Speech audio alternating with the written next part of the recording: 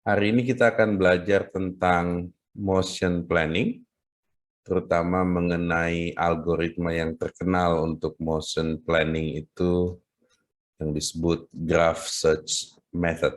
Oke, so sebelum masuk ke konsep algoritmanya, kita coba lihat dulu practical side-nya. Biasanya kalian beli robot,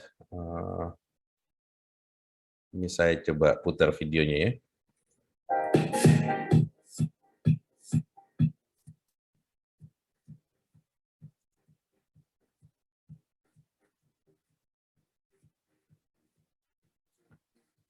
Dari physical robot ini, dia harus mampu melihat objek, terus dia bergerak, tentu saja ada constraint-nya ya, bahwa dia bergerak, nggak boleh sembarangan. Gitu. Kalau enggak nanti dia salah gerak.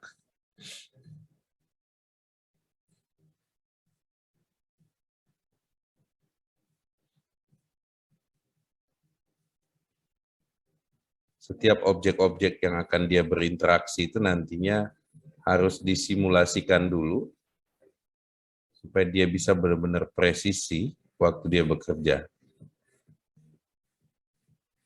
Moveit ini adalah software yang sering dipakai dengan kombinasi dengan RViz ya, robot visualization, dan juga dengan ROS2 dan simulator kayak Gazebo atau Weebot. Tanpa planning motion, robotnya nanti nggak tahu geraknya gimana. Biasanya robot-robot engineers, waktu dia dapat physical robot, dia akan bekerja untuk membuat simulasinya, supaya robotnya bekerja sesuai dengan yang di-plan. Ya.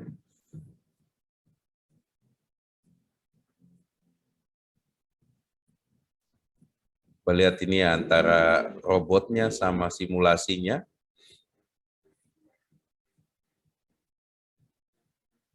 Robotnya juga ada sensornya, biasanya untuk dapatin vision-nya ya, supaya dia bisa ngelihat objeknya.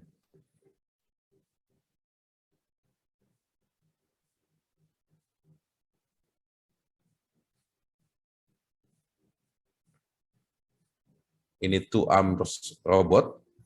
Biasanya robot-robot manufacturer nantinya akan kasih SDK untuk kalian bisa manipulate untuk motion planning-nya. Pasti ada konfigurasinya dan lain-lain yang harus dipelajari dari spesifik robot.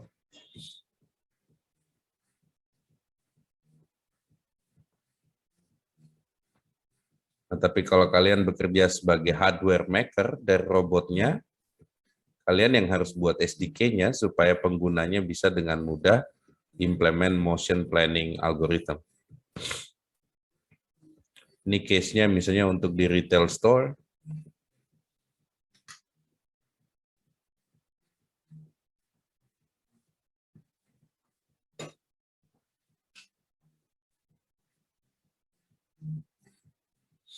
Robot-robot manufacturer di China, mostly di Jepang, dan juga di Jerman, itu terus membuat robot-robot dan dia rilis industrial SDK-nya, supaya kita bisa manfaatin semua features-features di robot tersebut secara optimal. Oke? Nah, sebagai robot engineer, kalian harus belajar konsep-konsep utama dari motion planning. Nanti bisa lihat lebih banyak robot di sini, ya. Karena kita terbatas tidak punya physical robot, maka kita akan bermain dengan software simulasi. Oke? Di ROS2, motion planning itu difasilitate oleh software komponen yang namanya Moveit. Moveit ini proyek terpisah sebelumnya, tapi sekarang sangat integrated dengan beberapa robot simulator. Dia punya fitur seperti motion planning, ya. Jadi dia bisa generate trajectories sesuai dengan yang di-plan. Kita juga bisa perform analisis dan interaksi dengan environment dari simulasinya. Dia bisa perform inverse kinematic, control, 3D perception kalau misalnya dia punya sensor kamera, dan collision checking. Mostly banyak company pakai ini, Franka Emika juga basisnya ini. Franka Emika ini company yang sering buat arm manipulator robot. Di Samsung kita juga pakai ini, ya.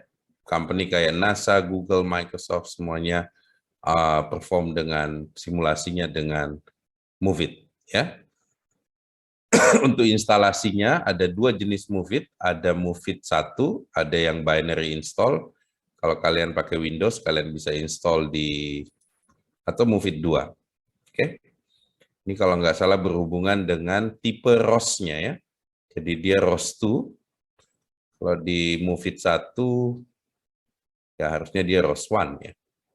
Jadi kalian cek di dokumentasinya biasanya start dengan move. Kalau kalian udah di ROS 2, ya, sebaiknya pakai Movit yang kedua. Oke. Installation guide-nya harusnya ada di sini.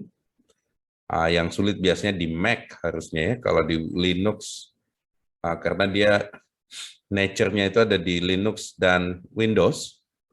Saya coba di Mac saya agak berantakan. Harus compile dari source code. Mudah-mudahan kalian nggak ada masalah install itu di Windows operating system. Oke, sebelum pakai Movit, kalian harus ngerti konsepnya. Jadi ini ada high level architecture diagramnya. Jadi ada users. Di sini tentu saja usernya adalah kalian sebagai robot engineers. Kalau kalian sekarang belajar robot, kalian harus bersyukur, ya, karena di masa economic crisis dan recession ke depan, banyak pabrik-pabrik advance dari negara-negara Eropa itu udah start di move ke Indonesia. Kalian akan lihat banyak sekali smart factory automation yang pakai robot akan masuk ke Indonesia. Dan biasanya mereka akan cari anak-anak, engineer-engineer muda yang sudah paham tentang konseptual dari motion planning di robotik. Jadi usernya bisa manual atau kita bisa pakai reinforcement learning, kita embed ke dalam. Tapi assuming ini adalah user manual, ya, bahwa nanti ada move it commander, ada visualization, ada action yang kita bisa raw action. Nanti masuk ke objek namanya move group. Nah, dari sini baru dia planning pipeline-nya dia bikin dan trajectory execution manager-nya. Nah, di sini ada warna kuning dan biru. Yang kuning itu Move It ROS package. Dia terintegrate dengan ROS package-nya. Sedangkan yang biru itu Move It Core package. Oke.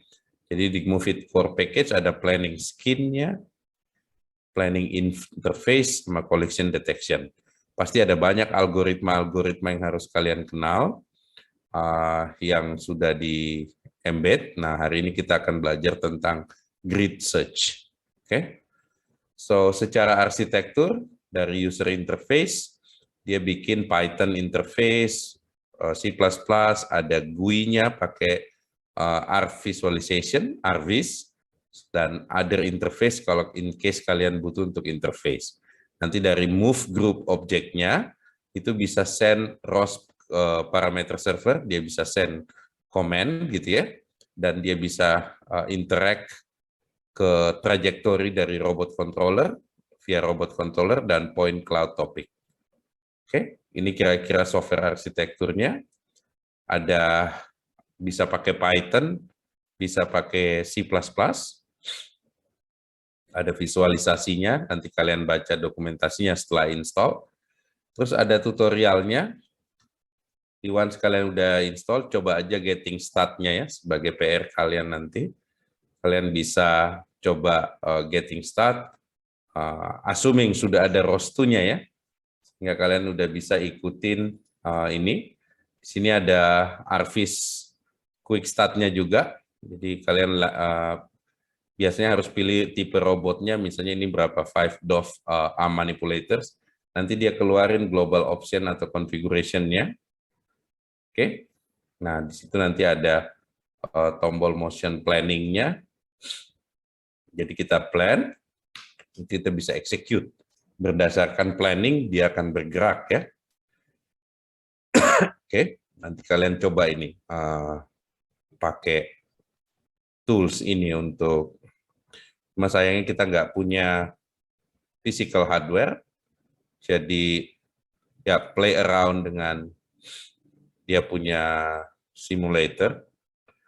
Once kalian terbiasa, harusnya tidak intimidated waktu dapat hardware physical, justru akan lebih excited. Oke, terus ada beberapa project yang related dengan Move It. Kayak contoh ini misalnya Cartesian Path Planner plugin, jadi ada plugin kalian install supaya dia bisa gerak di Cartesian koordinat. Jadi misalnya ada robot dalam satu box yang memang koordinatnya 3D dan kita tahu. Terus ada untuk genetic algorithm, namanya BioIK, ada MATLAB interface, ada dynamic programming resolution, dan lain-lain. Selalu lihat di sininya. Nah, juga ada Move It Studio. Oke, ini developer tools untuk robot engineers dan robot yang field operation. Misalnya kalian jadi field operation di smart factory.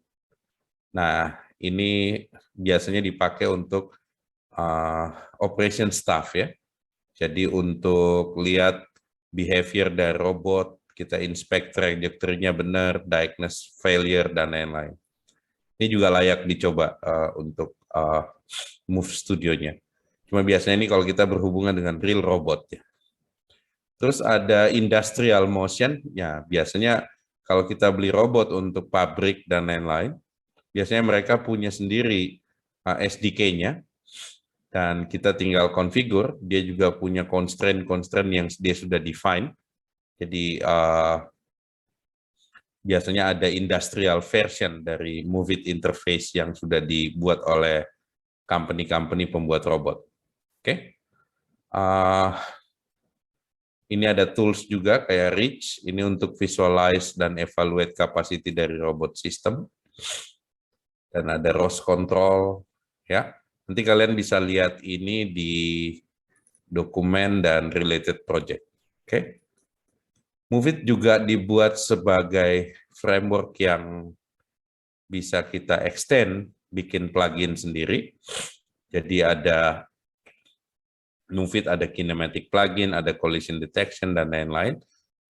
Itu juga good practice untuk selalu lihat ke plugins ekosistem dari Move It untuk spesifik robot yang kalian kerjain. Biasanya juga hardware manufacturer itu bikin plugin supaya bisa gunakan Move It.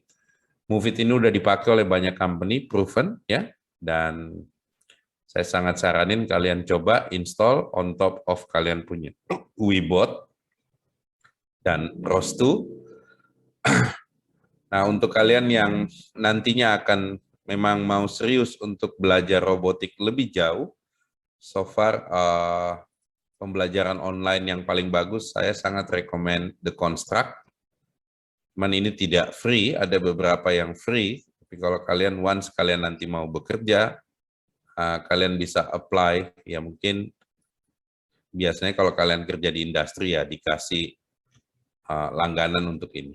Nah, kalau kalian nggak pernah ngambil course robotik, agak sulit untuk kalian ikutin The Construct material. Harapan saya course ini bisa jadi kalian punya input, supaya kalian bisa lanjutin di The Construct. Oke? Oke, so kita udah lihat area praktikalnya, intinya di motion planning, ada specific algorithm yang harus kita implement, misalnya graph search method, itu akan kita pelajari hari ini. Implementasinya nanti kalian akan banyak pakai tools, mostly pakai tools seperti Move It, Harvest, Move Studio, dan lain-lain. Areanya di robotik kita akan masih berada di decision making dan motion planning, ya. Nah, kita define dulu apa itu motion planning. Bahwa kalau robot itu bisa bergerak atau bisa doing some action, ya. Nah, kita harus bisa merencanakan gerakan-gerakan dari robot, misalnya dari satu kondisi ke kondisi yang berikutnya, apa yang dia tidak boleh lakukan, atau sering disebut constraint, dan selama dia melakukan action-nya, apa yang harus dia optimize. Ya, misalnya, saya punya robot bergerak dari hijau ke merah, tentu saja dia nggak boleh nabrak yang hijau, blok yang hijau itu constraint. Oke, dia harus avoid ya constraint-nya. Dan saya pengen optimize based on time. Kalau saya pengen based on time, artinya saya harus minta robotnya nyari gerakan paling cepat ke situ. Tapi bisa jadi optimizing cost function ini bukan cuma time, ya, karena cost-nya bisa macam-macam gitu ya. Tergantung kondisi waktu kita desain robotnya.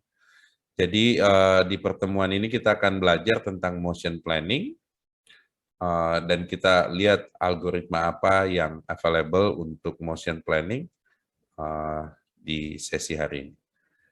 Oke, so ada beberapa contoh, ini tadi yang saya contohin yang ARM manipulator, nanti kalian bisa lihat di link tersebut ya. Coba saya ambil linknya.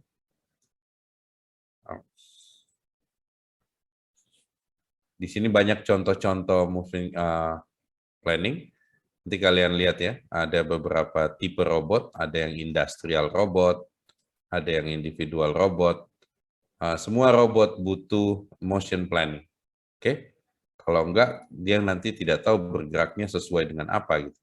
Nggak mungkin kita jadikan robotnya hanya sebagai remote control, karena kita ngomongnya sekarang lagi belajar tentang robot otonomi, bahwa robotnya bisa benar-benar berjalan sesuai dengan planning. Ya, banyak case kita butuh motion planning, misalnya autonomous vehicle. Saya misalnya di antara sama mobil otonomus, setelah itu saya turun, dia cari parkiran sendiri, itu salah satu jenis motion planning. Atau mungkin humanoid robot, yang dia harus dilatih untuk bersikap, bergerak seperti humanoid, seperti manusia gitu ya. Atau robot medical, misalnya untuk surgery planning. Biasanya kalau dokter-dokter lagi surgery, itu takes time, ada surgery yang sampai 10-20 jam. Bayangkan kalau dokter yang harus berdiri terus megang selang air untuk terus lakukan posisi tersebut selama puluhan jam. Pasti mereka ngantuk dan lain-lain. Nah, sekarang biasanya dokter-dokter itu sudah dibantuin untuk lakukan surgery dengan robot. Ada yang megangin benda tertentu, ada yang macam-macam bisa di-plan. Including juga protein folding, ya, itu juga termasuk motion planning karena struktur dari molekular protein dan lain-lain itu bergerak dengan paradigma tertentu atau konsep tertentu yang mirip dengan motion planning. Jadi once kalian belajar motion planning, itu banyak sekali area yang kalian bisa terapin. Dan ini bukan hal baru, sejak 50 tahun lalu udah dipelajari, sejak 1970-an ya, bahwa kita cari semua theoretical aspek untuk bantuin ini, start dengan combinatorial solution. Jadi kombinatorial, setelah itu ada sampling based method, terus real time system start tahun 2000-an. Nah, saat ini tahun 2022 masih banyak area yang masih research area, kayak misalnya gimana kita memasukkan constraint secara diferensial dan logical. Gimana kita plan uncertainty atau ketidakpastian. Misalnya ada sesuatu yang masuk dalam konteks tidak pasti ya, dia bisa masuk bisa enggak ke dalam constraint. Terus ada parallel implementation, feedback plans, dan lain-lain. Jadi area robot engineers itu belum selesai. Oke? Seperti biasa, saya selalu mention ke kalian bahwa teknologi di era industri 4.0 ini itu mewajibkan kalian untuk bisa punya balance antara fundamental atau teori, konseptual, dan praktikal. Nggak bisa kalian cuman pelajari tools-tools, framework tanpa benar-benar lihat konsep apa konsepnya dan apa mathematical atau theoretical aspek. Oke, jadi kalau mau jadi engineer yang handal, kalian harus bisa fundamental, konseptual, dan praktikal. Karena semua materi yang dipelajari di top school di dunia, itu nggak pernah skip theoretical dan juga konseptual. Hanya di Indonesia aja yang kita suka salah kaprah, bahwa kalau mau jadi engineer ya, install framework, nyoba-nyoba gitu. Itu nggak akan jadi engineer, itu akan jadi tukang. Oke, so setup-nya bagaimana? Ya paling gampang ya kita start dengan two-dimensional setup, workspace. Jadi kalau saya punya 2D, ya tulis bahasa matematikanya namanya W sama dengan elemen di dalam ruang 2 dimensi. Ya, supaya kita formal notasinya ya W adalah elemen dari R2. Oke, so misalnya ada O, bagian dari W, yang merupakan obstacle region dengan polinomial boundary. Oke, jadi ada area obstacle yang robot nggak boleh ke situ. Oke, dan bentuknya masih polinomial. Tapi in real world, biasanya kita bisa tentuin, misalnya kalau di pabrik, saya bilang dia polinomial obstacle ya. Karena memang pabrik suka kita atur ya kotak-kotak gitu ya. Oh, dia nggak boleh lewat sini. Tapi ada case yang dia non-polinomial. Nah, robotnya.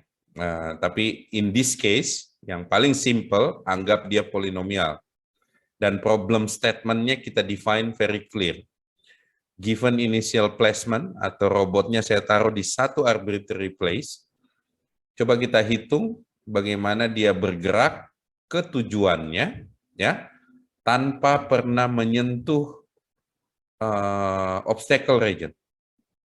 Oke, di sini ada dua contoh gambar sederhana, gambar kiri dan kanan. Goal-nya kita udah tentuin, dan potensial dia punya initial placement, misalnya yang di bawah nih, yang titik kotak. Nah, gimana dia bergerak? Oke, bagaimana kalau banyak obstacle-nya? Obstacle-nya masih poligon. So, secara intuisi kalau kalian computer scientist, ya banyak caranya ya. Kalau kalian orang fisika, ya mungkin potensial field,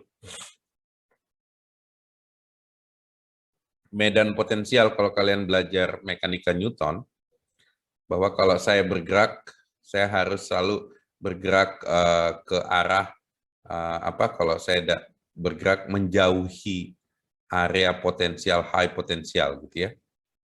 Jadi itu ada studinya namanya potential field yang dia bisa membuat robotnya bergerak ya menjauhi obstacle yang high potensial, energi potensialnya tinggi.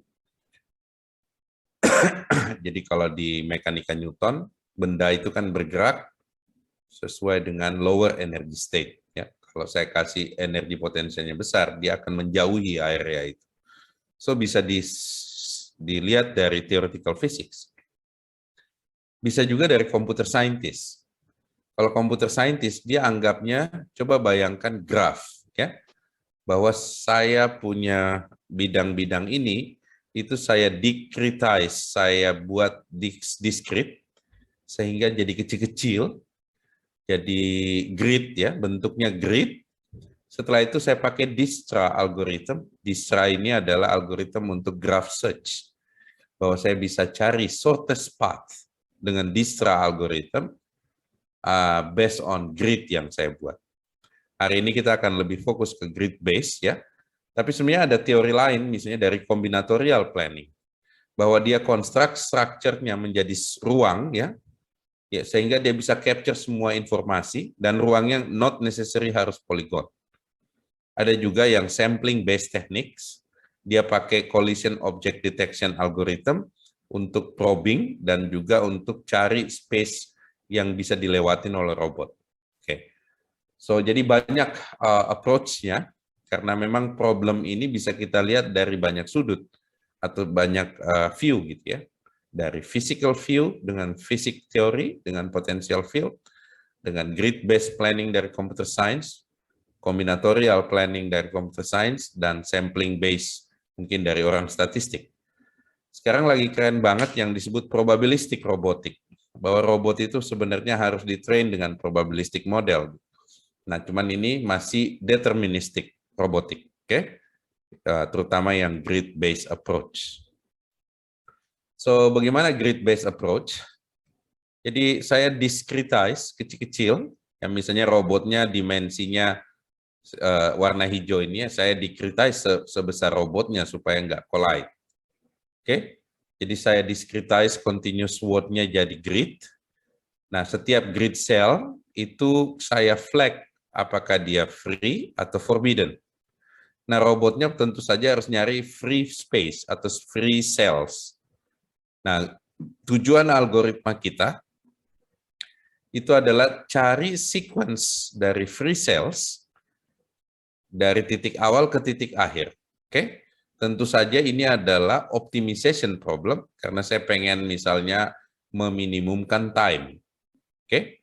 Atau memaksimalkan beban yang bisa dibawa atau robot. Oke? Jadi dia kayak di computer science ini akan jadi kayak graph. Kalau graph di computer science itu kan pasti ada vertex, ada edges-nya ya. So setiap vertex-nya saya bilang itu free cell.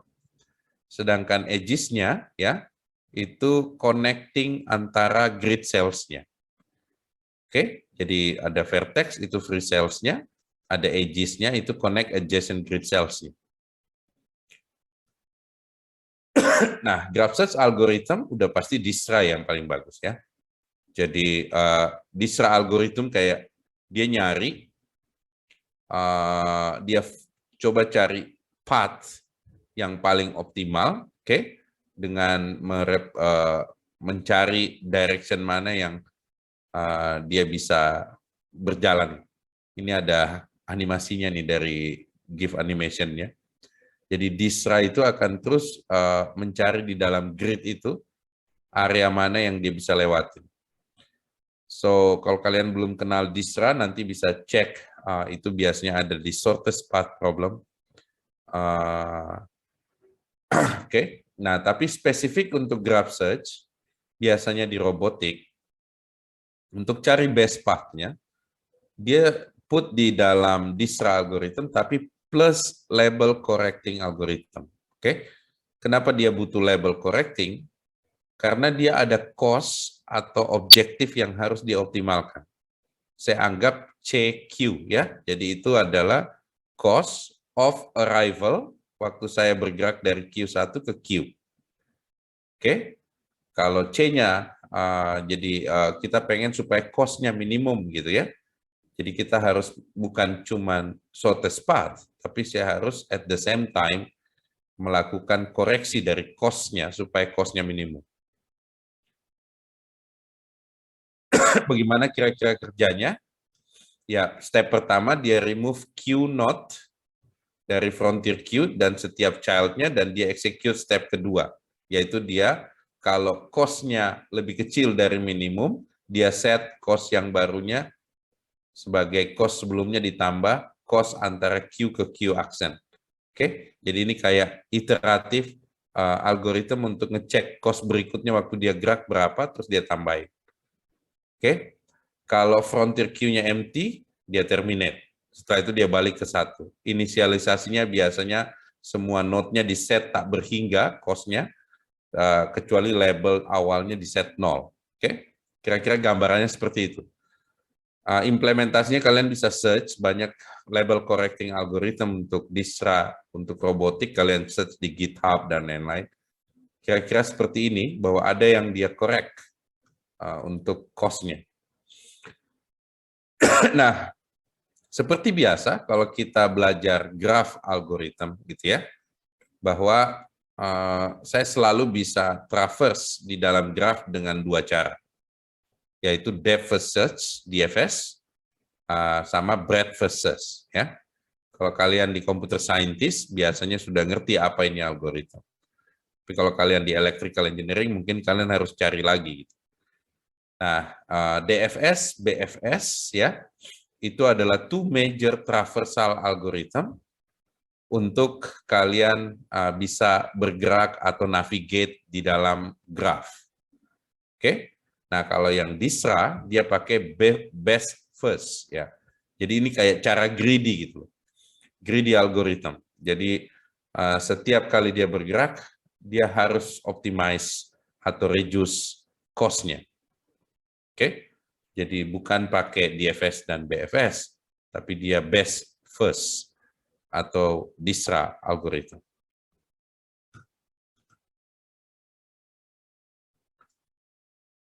So, bagaimana dia punya correctness dan improvement?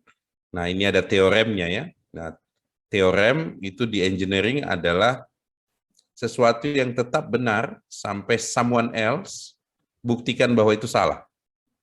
Oke?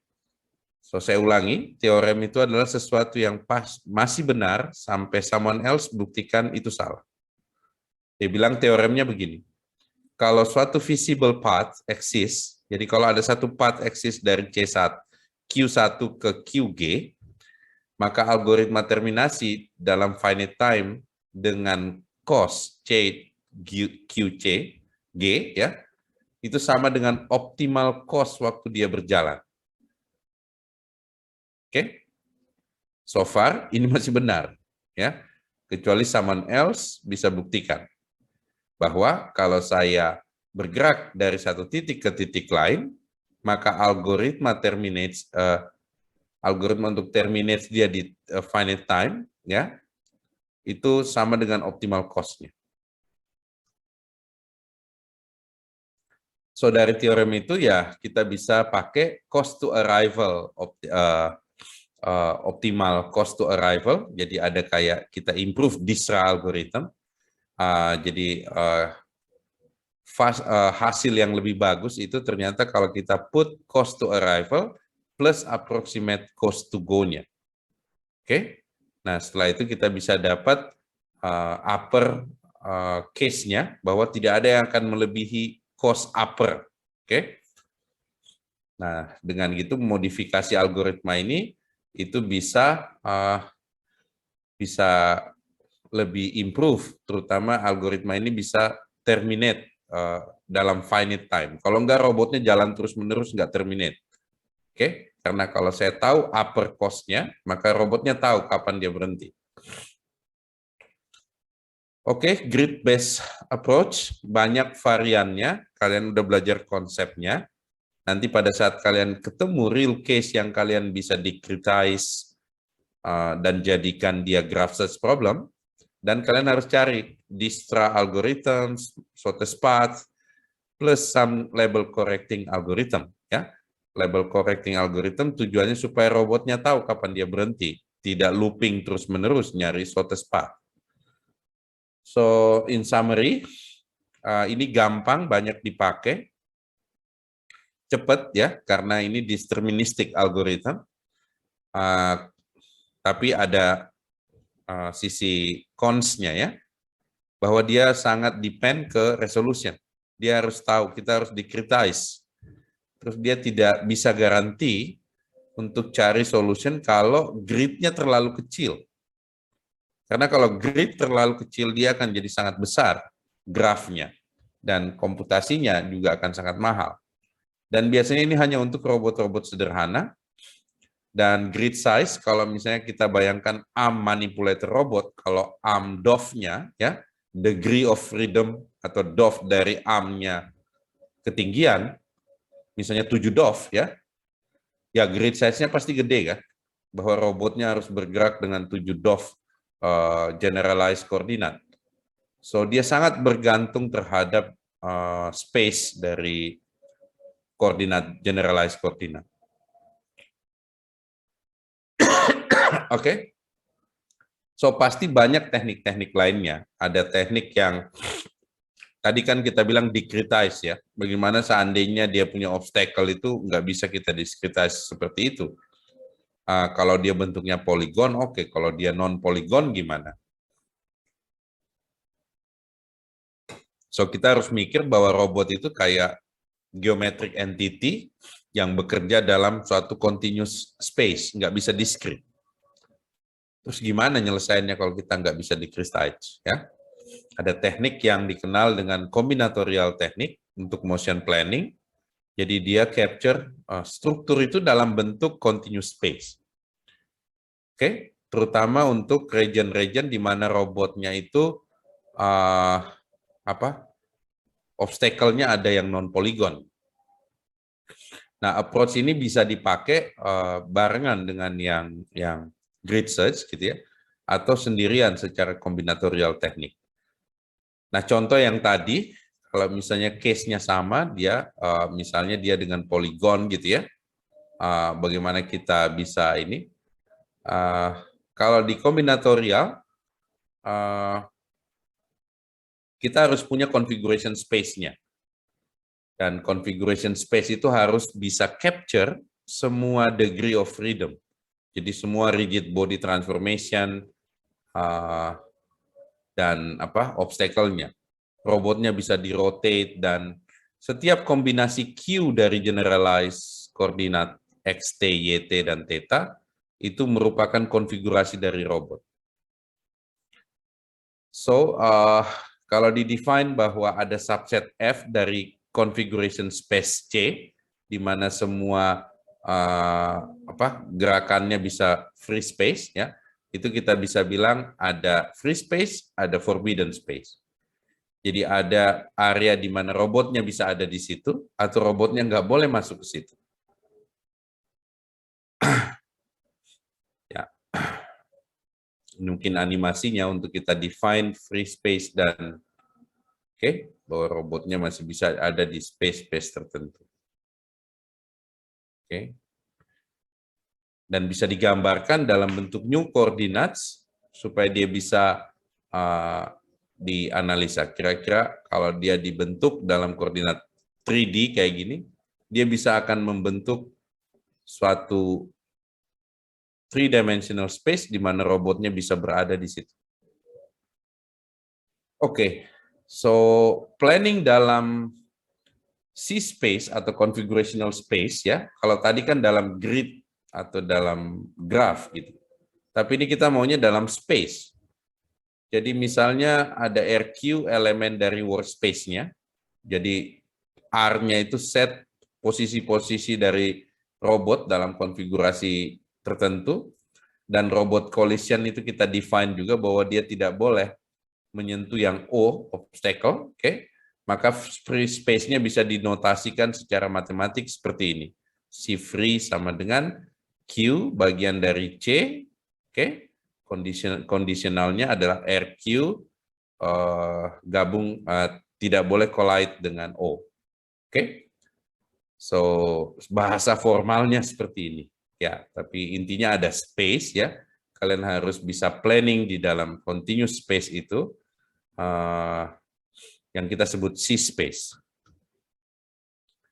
So, combinatorial planning, apa ide dari combinatorial planning ya? Bahwa kita compute roadmap, di mana suatu graph, di mana vertex-nya adalah configuration in C free, dan edge-nya itu adalah lintasan through C free yang connect setiap vertex. Jadi setelah kita punya C-space, saya harus cari C-free-nya ya. Setelah saya punya C-free-nya, saya balik jadikan dia sebagai graph. Kita combine dengan graph. Dan kalau udah di graph ya, saya bisa pakai kembali lagi grid search untuk graph base ya. So free space roadmap, ya kita harus setelah kita dapat C free-nya ya, jadi configuration free-nya saya dapatkan, kita harus bikin roadmap-nya bahwa given a complete representation dari C free-nya, kita harus compute roadmap yang capture connectivity-nya. Biasanya harus lihat accessibility dan connectivity-nya ya dalam bentuk graph juga. So, bagaimana cara kita dekomposisi ya? Karena tadi nggak bisa pakai grid ya, jadi biasanya pakai cell decomposition. dekomposisi ini jadi lebih mudah diubah, jadi kita bagi-bagi jadi sel, dan dari sel itu harus bisa traverse ya dari masing-masing sel. Jadi dari satu sel pindah ke sel lain, saya bisa pindah-pindah. Nah, setelah itu kita bisa hitung trapezoidal cell composition-nya untuk setiap vertex atau ujung atau corner dari forbidden space. Kita extend ya, sehingga terbentuk dia punya trapezoidal cell dekomposisinya. Ini kan nanti jadi trapezoid semua ya. Nah, setelah itu baru dihitung, ini teknik lainnya, kalau ini pakai maximum clearance, pakai medial access. Kalau tadi pakai trapezoidal. Ya. Nah, setelah itu baru kita compute. Oke, jadi setelah kita bebas, setelah kita pisahkan antara forbidden space, free space, terus saya dekomposisi, ada yang pakai trapezoidal dan lain-lain. Oke, setelah itu kita baru cari teknik-teknik untuk menghitung road motion planning di dalam space tersebut. Oke, ini tentu saja lebih kompleks dibanding grid search, karena grid search gampang ya, 2-dimensional. Kalau ini once kita naikin dia ke 3-dimensional, decomposition methodnya banyak. So ini biasanya sangat advance. Kalian harus belajar computational geometry untuk bagaimana menghitung C-space, free space, dan nyari roadmap dari computational geometry. Nah, ini tidak di-cover dalam course ini, tapi in case kalian mau belajar ini, ya bisa lihat computational geometry book yang direkomendasikan dari Stanford ini. Oke, untuk pemula buat robotik biasanya cukup dengan grid search, pakai DISRA algorithm dengan label correcting method.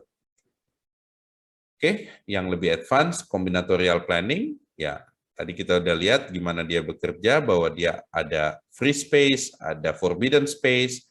Nah, dari free space dia bisa dekomposisi, ada macam-macam dekomposisinya, tapi semuanya geometri, ada yang pakai trapezoid, dan lain-lain. Setelah itu mereka harus compute. Tapi itu difficult problem ya, tentang geometry computation, dan biasanya harus pakai software khusus ya. Misalnya CGAL, itu tidak di-cover dalam course ini. Oke, mungkin yang teknik lainnya untuk motion planning mengenai sampling base akan kita bahas minggu depan. Untuk minggu ini fokus ke grid search based techniques. Kalian bisa start dengan mulai install Moveit ya, dan kalian bisa experience dengan Moveit simulation. Sambil cari-cari DISTRA algorithm atau label correcting algorithm yang bisa kalian implement untuk motion planning dengan Moveit dan ArcVis visualization. Oke, materinya sampai di situ. Kalian juga bisa lihat-lihat di sini ya, The Construct. Saya sangat saranin untuk kalian punya account The Construct dari kampus. Kalau bisa minta di kampus ini bagus, karena ini ada untuk kampus juga ya. Banyak kampus yang pakai The Construct untuk education-nya. Bagusnya The Construct ini kalian nggak nginstal apa-apa, cuma butuh browser, karena dia udah punya semuanya di dalam tools-nya ya. Jadi nggak ribet dengan install-install, dan materinya lengkap sekali. Saya rasa ini yang paling lengkap seluruh dunia. Oke, silakan kalau ada yang mau bertanya sebelum kita tutup. Oke, mungkin mau tanya Pak, Ya. masa ada construct ini. Misal dipakai di browser tuh, itu ngeberatin nggak Pak? Soalnya kalau misal nih pakai Figma kadang juga berat kan Pak. Nah, kalau ada construct itu gimana Pak? Dia pakai Visual Studio Code yang versi browser ya. Terus dia punya simulator, kalau nggak salah itu dia pakai Gazebo yang web ya. Jadi ini ada course yang free, kamu coba deh. Yang berbayar, kamu bisa ngambil 3 course free, misalnya untuk cek yang Python for Robotic lah ya. Nanti kalau dibilang lambat sih enggak ya. Cuman awalnya doang lambat.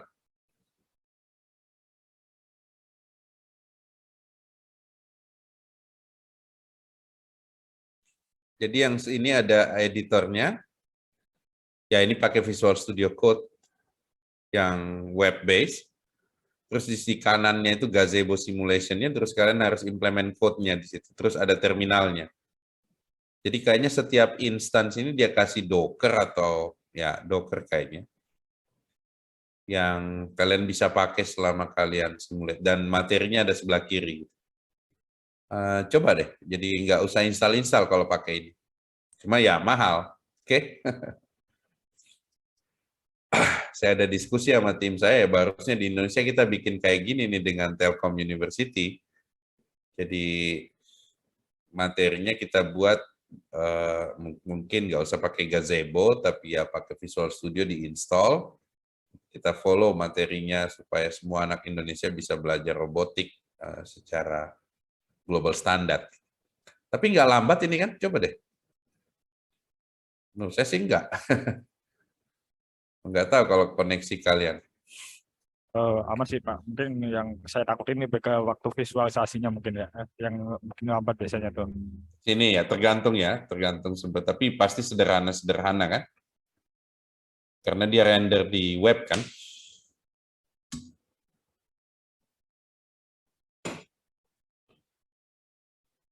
Oke, so coba aja yang free-nya aja dulu. Yang penting kalian tahu bahwa ada The Construct itu di mana semua orang-orang robotik belajar di situ. Ini yang paling bagus. Oke, ada pertanyaan lagi? Mungkin cukup dari saya Pak. Oke, good. Coba, so masih ya. Saya sih punya impian untuk kalian bisa bikin kayak gini buat Indonesia ya. Jadi benar-benar ada simulasi yang easy untuk students get into. Kalau ada yang tertarik, let me know. Ya, PR kalian ya coba move it ya, install dan kalian coba tutorialnya. Nanti kalau kita ujian mungkin kita akan kasih tugas-tugas praktek yang gampang-gampang aja. Yang penting kalian bisa implement algoritma, bukan bikin algoritma. Karena bikin algoritma mungkin tugas tesis S2 atau S3. Tapi at least kalian bisa menggunakan ROS2 dan tools-tools sekitarnya dan implement algoritma yang benar. Oke, kalau nggak ada pertanyaan lagi, lanjutkan diskusi aktif di grup ya. Di situ ada Mas Haris juga. Kalau ada pertanyaan mengenai Move It, bisa ditanya ke Mas Haris, asisten saya. Dan sampai ketemu minggu depan untuk sampling based method untuk motion planning.